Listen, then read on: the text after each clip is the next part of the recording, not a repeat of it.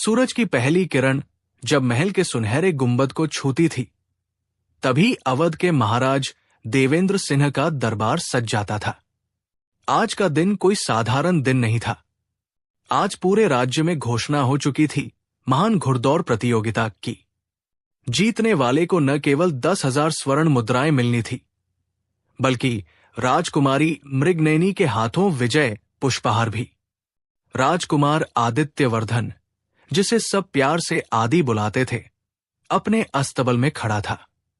उसके सामने उसका घोड़ा खड़ा था, श्यामकर्ण, काले रंग का, मजबूत कदकाठी वाला। लेकिन एक समस्या थी, उसका बायां अगला पैर कुछ कमजोर था। वो हल्का लंगड़ाता था। राजकुमार, आप इस बेकार जानवर के साथ दौड़ में जाएंगे? सेनापति रुद्रसेन ने मुंह बिचकाते हुए कहा। यह तो राजपरिवार का अपमान है। आदि ने मुस्कुराते हुए श्यामकर्ण की गर्दन सहलाई। अपमान वो होता है सेनापति, जब हम किसी को उसके बाहरी रूप से परखें।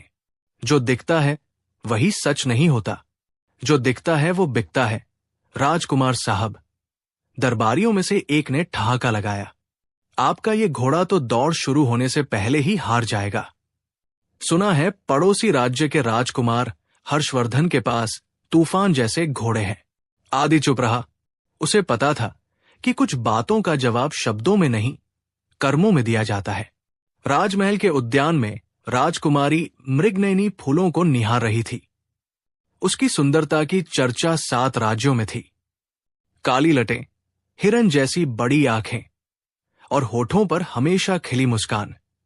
लेकिन वो सिर्फ सुंदर ही नहीं थी, उसमें तेज बुद्धि और साहसी दिल भी था। तो आदि भैया, आप सच में श्यामकर्ण के साथ दौड़ेंगे? मृगनयनी ने पूछा जब आदि बगीचे में आया। हाँ बहन, और मैं जीतूंगा भी, मृगनयनी ने हंसते हुए कहा। भैया, दुनिया कहती है सुनार की सुई और लुहार की छेनी, दोनों में फर्क होता है। आपका घोड़ा दौड़ने के लिए नहीं बना है, तो क्या तुम भी वही सोचती हो जो दुनिया सोचती है? आदि ने आंखों में झांकते हुए पूछा। मृगनयनी कुछ पल रुकी, फिर बोली, नहीं भैया, मैं जानती हूं आप कोई मूर्ख नहीं है। अगर आप श्यामकर्ण को चुन रहे हैं तो जरूर कोई बात होगी। लेकिन उसने रुककर कहा, अगर आप हारे तो एक शर्त है।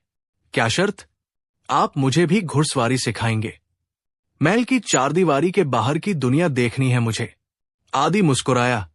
और अगर मैं जीत गया तो मैं आपको वो रहस्य बताऊंगी जो पिताजी महाराज छिपा रहे हैं।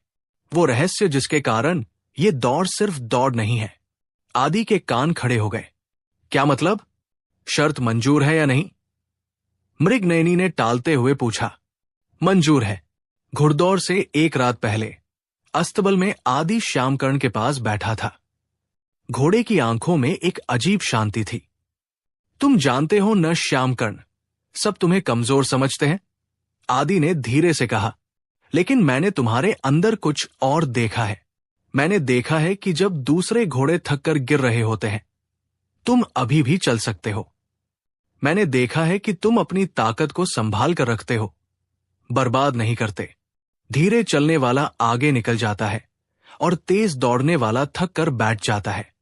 बूढ़े साइस रामदीन ने कोने से आवाज दी। वो 50 साल से अस्तबल में काम कर रहा था। सही कहा रामदीन काका, आदि बोला। ये दौड़ सिर्फ रफ्तार की नहीं, समझदारी की है। राजकुमार, एक बात कहूं? रामदीन पास आया। मैंने इस घोड़े को पहले दिन से देखा है। ये कोई साधारण जानवर नहीं है। इसकी आंखों में आग है, लेकिन वो आग जो धीरे धीरे जलती है, तेजी से नहीं। उसी समय तेज कदमों की आवाज आई। हर्षवर्धन, पड़ोसी राज्य का राजकुमार, अपने 3 साथियों के साथ अस्तबल में घुसा। उसके चेहरे पर अहंकार साफ झलक रहा था। तो ये है तुम्हारा चमत्कारी घोड़ा? हर्षवर्धन ने ठहाका लगाया। आदित्यवर्धन, मैं सोचता था तुम समझदार हो, लेकिन अब लगता है तुम बुद्धि से लंगड़े हो, घोड़े से ज्यादा। आदि ने कोई जवाब नहीं दिया, बस मुस्कुराता रहा। सुनो, हर्षवर्धन ने पास आकर धीरे से कहा, कल तुम्हारी इज्जत सबके सामने मिट्टी में मिल जाएगी। और राजकुमारी मृगनयनी। अच्छा है कि उसके हाथों से विजय माला मुझे ही मिलेगी। सुना है वो बड़ी सुंदर है। ये सुनकर आदि के हाथ मुट्ठी में बंध गए, लेकिन उसने संयम रखा। घमंड का सिर नीचा होता है। हर्षवर्धन, आदि ने शांत आवाज में कहा, कल दौड़ में मिलते हैं, जरूर मिलेंगे। मेरी धूल खाने के लिए तैयार रहना, कहकर हर्षवर्धन चला गया। सुबह का सूरज अभी पूरी तरह निकला भी नहीं था कि राजधानी के मैदान में हजारों लोग जमा हो चुके थे। रंग बिरंगे झंडे लहरा रहे थे, ढोलन गाड़े बज रहे थे। दौड़ का मैदान पूरे 10 कोस लंबा था। पहले सीधा रास्ता, फिर पहाड़ी की चढ़ाई, उसके बाद जंगल का रास्ता और अंत में नदी के किनारे किनारे दौड़कर राजमहल तक पहुंचना। राजा देवेंद्र सिंह अपने सिंहासन पर बैठे थे। उनके बगल में राजकुमारी मृगनयनी, हाथों में विजय पुष्पहार लिए। शुरुआती बिंदु पर 12 घोड़े और उनके सवार खड़े थे। हर्षवर्धन का घोड़ा सबसे भव्य दिख रहा था। सफेद रंग, मजबूत मांसपेशियां, आंखों में आग। उसका नाम था वीर पराक्रम। और फिर था श्यामकर्ण, काला, साधारण, हल्का लंगड़ाता हुआ। लोग उसे देखकर हंस रहे थे। देखो, अवध का राजकुमार किस घोड़े पर आया है। बेचारा शुरुआत में ही हार जाएगा। अरे भाई, हाथी के दांत खाने के और दिखाने के और किसी ने मजाक किया। मृगनयनी को यह सब सुनकर बुरा लग रहा था, लेकिन आदि बिल्कुल शांत था। उसने श्यामकर्ण की गर्दन थपथपाई और कान में फुसफुसाया, अपना समय आने दो दोस्त। महाराज ने हाथ उठाया। तुरंत शोर शांत हो गया। शुभ मुहूर्त में यह महान घुड़दौड़ शुरू होती है। जय हो, महाराज की आवाज गूंजी। जय हो, जय हो। हजारों आवाजें एक साथ उठीं। बूढ़े मंत्री ने हरी झंडी उठाई। सबकी सांसें थम गई और झंडी नीचे गिरी। पहले ही पल वीर पराक्रम ने तीर की तरह छलांग लगाई। दूसरे घोड़े भी भागे और श्यामकर्ण, वो धीरे धीरे आराम से चलना शुरू किया। अरे, वो तो चल भी नहीं रहा ठीक से। भीड़ में से आवाज आई। मृगनयनी ने चिंतित नजरों से देखा। भैया क्या कर रहे हैं? लेकिन महाराज के चेहरे पर एक हल्की मुस्कान थी, जैसे वो कुछ जानते हों। पहला मैदान पार होते होते हर्षवर्धन सबसे आगे था। उसके पीछे 2 और घोड़े, बाकी सब बीच में, और श्यामकर्ण सबसे पीछे, धीरे धीरे अपनी रफ्तार में। हा हा हा, देखा? हर्षवर्धन ने पीछे मुड़कर देखा। बेचारा आदित्यवर्धन कहीं दिख भी नहीं रहा, लेकिन आदि को इसकी परवाह नहीं थी। वो श्यामकर्ण को समझ रहा था। घोड़ा अपनी सांस बचा रहा था, अपनी ऊर्जा संभाल रहा था। सबर का फल मीठा होता है, आदि ने खुद से कहा। पहाड़ी की चढ़ाई शुरू हुई। ये सबसे कठिन हिस्सा था। तेज ढलान, पथरीला रास्ता। जो घोड़े पहले तेज भागे थे, वे अब हांफने लगे। वीर पराक्रम की रफ्तार धीमी पड़ने लगी। 2 घोड़े तो इतने थक गए कि उन्होंने दौड़ ही छोड़ दी। जल्दबाजी में काम बिगड़ जाता है, रामदीन ने दूर से देखते हुए मुस्कुराकर कहा। और तब कुछ अजीब होने लगा। श्यामकर्ण, जो अभी तक धीरे चल रहा था, उसकी रफ्तार स्थिर थी। वो थक नहीं रहा था। धीरे धीरे, एक एक करके वो दूसरे घोड़ों को पीछे छोड़ने लगा। देखो, वो काला घोड़ा आगे आ रहा है, किसी ने चिल्लाकर कहा। पहाड़ी की चोटी पर पहुंचते पहुंचते श्यामकर्ण 5वें नंबर पर आ गया था। मृगनयनी की आंखें चमक उठीं। भैया जीत सकते हैं। जंगल का रास्ता अंधेरा और खतरनाक था। पेड़ों की घनी छाव, संकरे रास्ते। यहां सिर्फ तेजी नहीं, समझदारी भी चाहिए थी। हर्षवर्धन अभी भी आगे था, लेकिन अब उसके घोड़े की हालत खराब हो रही थी। वीर पराक्रम की सांसें तेज चल रही थी, पसीना बह रहा था। बस थोड़ा और, हर्षवर्धन चिल्लाया। हम हार नहीं सकते। लेकिन तभी एक मोड़ पर वीर पराक्रम लड़खड़ा गया। उसका पैर एक जड़ में फंस गया। वो गिरते गिरते बचा। नहीं, नहीं, हर्षवर्धन ने चाबुक चलाया। लेकिन घोड़ा अब तेज नहीं भाग सकता था। उसकी ऊर्जा खत्म हो चुकी थी। उसी समय श्यामकर्ण शांति से लेकिन लगातार आगे बढ़ता रहा। आदि उसे बिल्कुल नहीं थका रहा था। वो जानता था कि असली दौर अभी बाकी है। धीरज रखने वाला ही जीतता है, आदि ने मन में सोचा। जंगल से निकलते निकलते श्यामकर्ण तीसरे नंबर पर था और हर्षवर्धन वो 5वें नंबर पर गिर चुका था। नदी के किनारे का रास्ता आखिरी चुनौती था। ये सबसे लंबा सीधा रास्ता था, पूरे 3 कोस। यही तय होना था कि विजेता कौन होगा। अभी 2 घोड़े आदि से आगे थे, एक सुनहरे रंग का, दूसरा भूरे रंग का। दोनों के सवार अपने घोड़ों को जीजान से भगा रहे थे। भीड़ नदी के किनारे खड़ी थी। सब चिल्ला रहे थे, आगे बढ़ो, तेज और तेज। लेकिन आदि शांत था। उसने श्यामकर्ण की गर्दन पर हाथ रखा। अभी नहीं दोस्त, उसने फुसफुसाया, अभी थोड़ा इंतजार। 1 कोस, 2 कोस। आगे वाले घोड़े अब स्पष्ट रूप से थकने लगे थे। उनकी रफ्तार धीमी हो रही थी। वे अपनी सारी ताकत पहले ही लगा चुके थे। और तब आदि ने श्यामकर्ण के कान में कहा, अब मेरे दोस्त, अब दिखाओ तुम क्या हो। जैसे श्यामकर्ण इसी पल का इंतजार कर रहा हो। उसने एक जोरदार हिन्नहट भरी। उसकी आंखों में आग जल उठी और फिर वो भागा, तेजी से, बहुत तेजी से। लोग हैरान रह गए, ये क्या हो रहा है? वो लंगड़ा घोड़ा इतना तेज कैसे दौड़ रहा है? श्यामकर्ण ने पहले भूरे घोड़े को पीछे छोड़ा, फिर सुनहरे को। अब वो सबसे आगे था। मृगनयनी खड़ी हो गई। भैया, भैया जीत रहे हैं। महाराज की मुस्कान और चौड़ी हो गई। राजमहल के गेट अब दिख रहे थे। बस कुछ ही पल। लेकिन तभी एक और घोड़ा तेजी से आया। वीर पराक्रम। किसी तरह हर्षवर्धन ने उसमें फिर से जान फूंक दी थी। वो श्यामकर्ण के बगल में आ गया।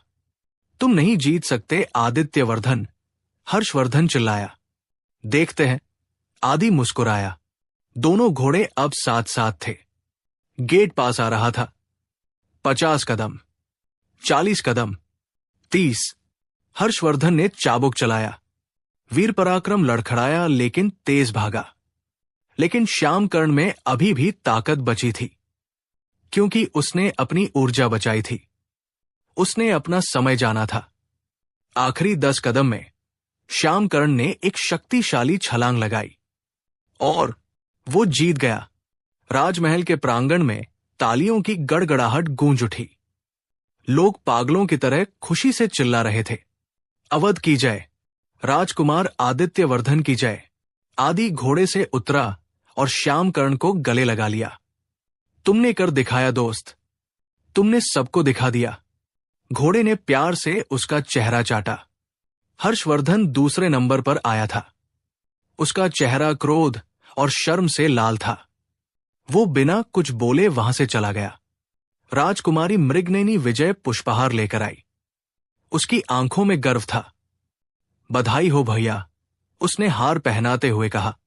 आपने साबित कर दिया कि अक्ल बड़ी या भैंस। सब हंस पड़े। महाराज देवेंद्र सिंह आगे आए।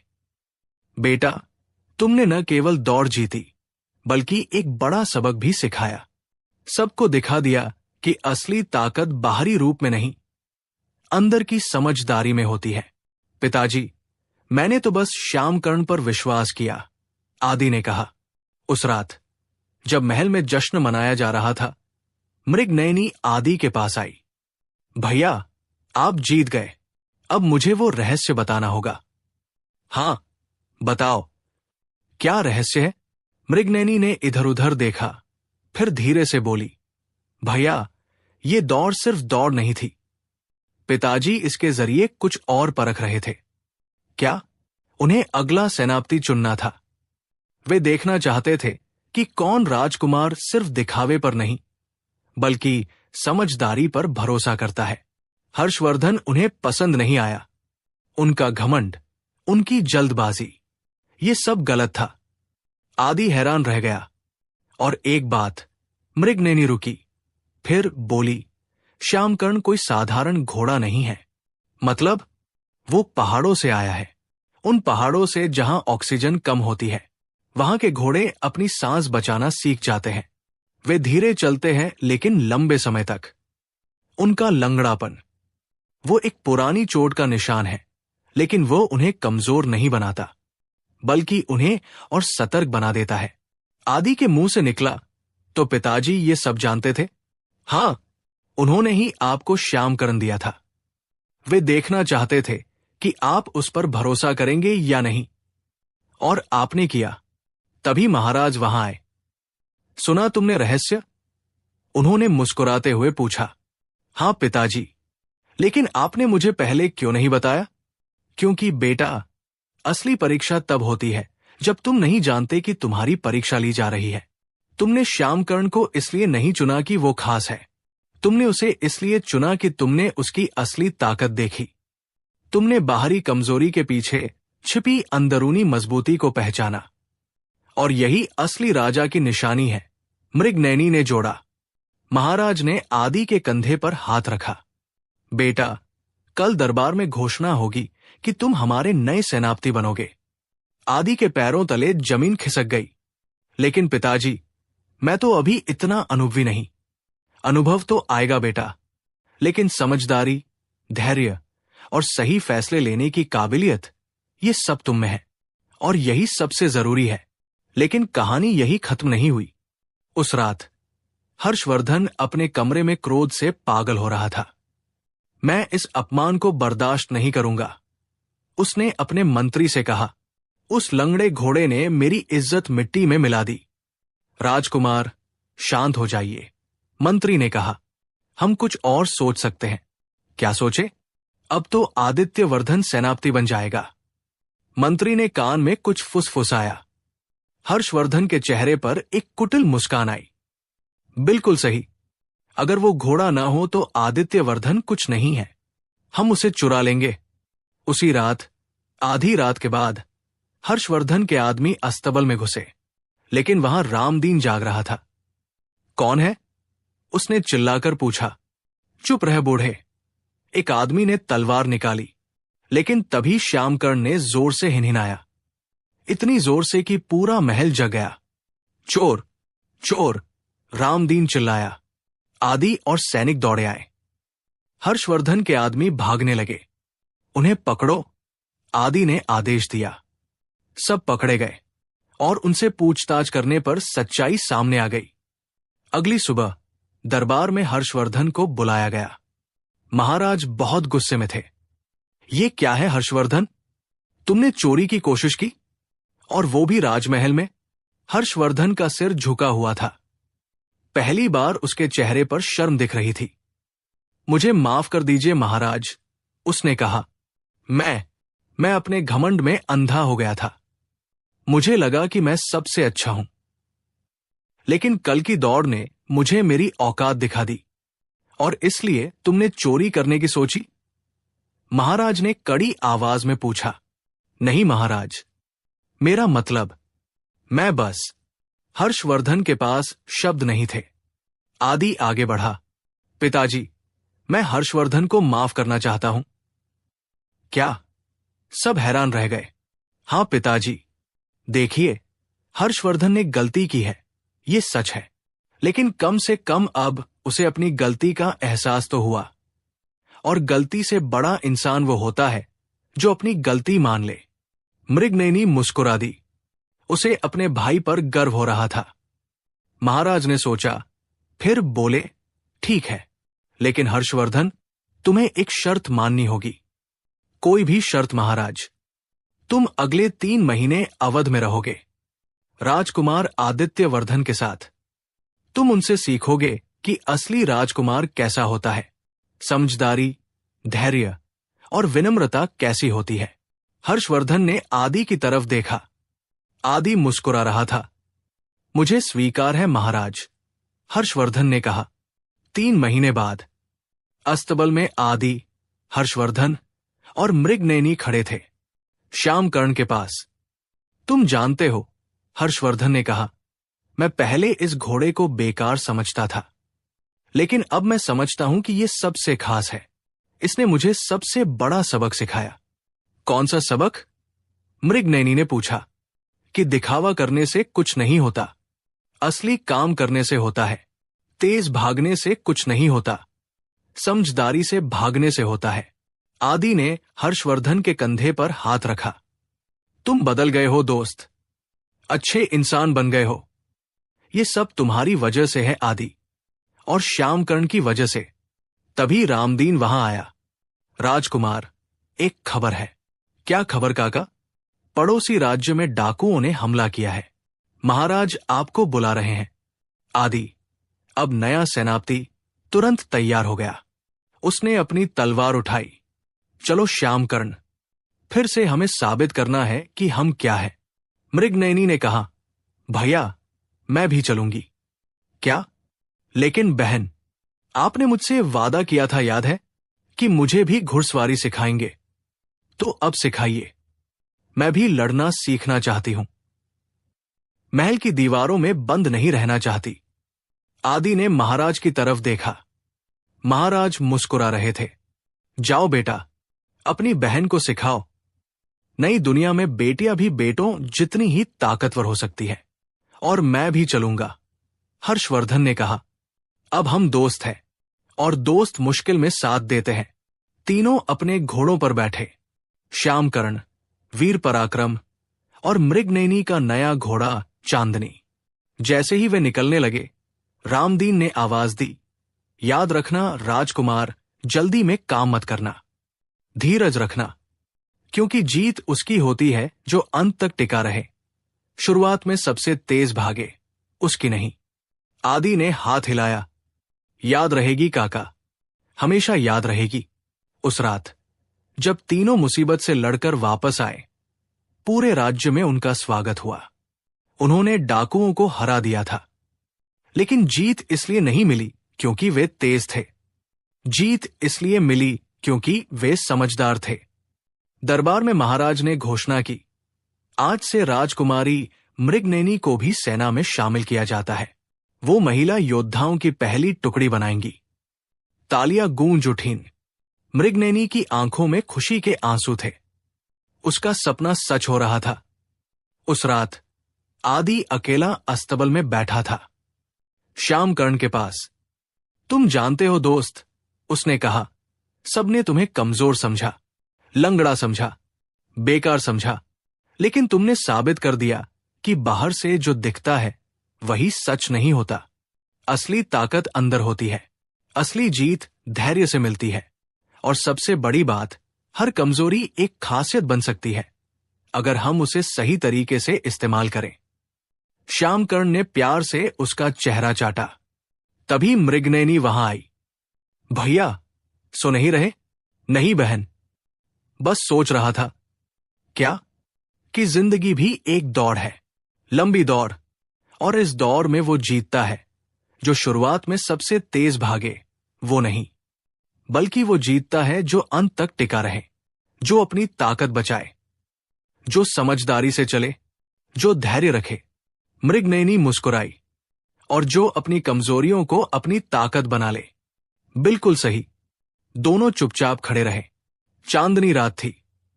ठंडी हवा चल रही थी। दूर से किसी पक्षी की आवाज आ रही थी। भैया, एक बात पूछूं? मृगनयनी ने कहा। हां। श्यामकर्ण का लंगड़ापन, क्या वह सच में एक समस्या है? आदि ने सोचा, फिर मुस्कुराकर बोला, नहीं बहन, वो समस्या नहीं है, वो उसकी पहचान है।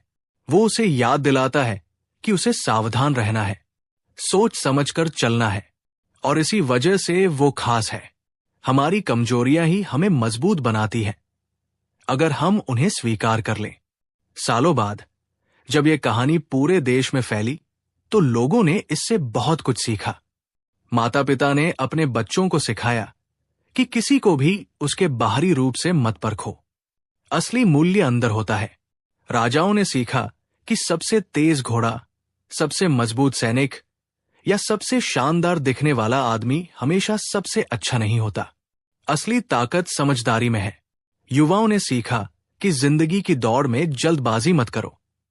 अपना समय आने दो, धैर्य रखो, अपनी ऊर्जा बचाओ, और जब सही समय आए तब पूरी ताकत लगा दो। और सबसे बड़ी बात, हर किसी ने सीखा कि कमजोरी भी एक ताकत बन सकती है, बस उसे सही नजरिए से देखने की जरूरत है। आज भी अवध के राजमहल में एक मूर्ति खड़ी है, श्यामकर्ण की। उसके नीचे लिखा है, ये वो घोड़ा है जिसने सिखाया कि दौड़ तेजी की नहीं, समझदारी की होती है। जो अंत तक टिका रहे वही जीतता है। और सबसे बड़ी जीत खुद पर, अपनी कमजोरियों पर और दुनिया के अपमान पर विजय पाना है।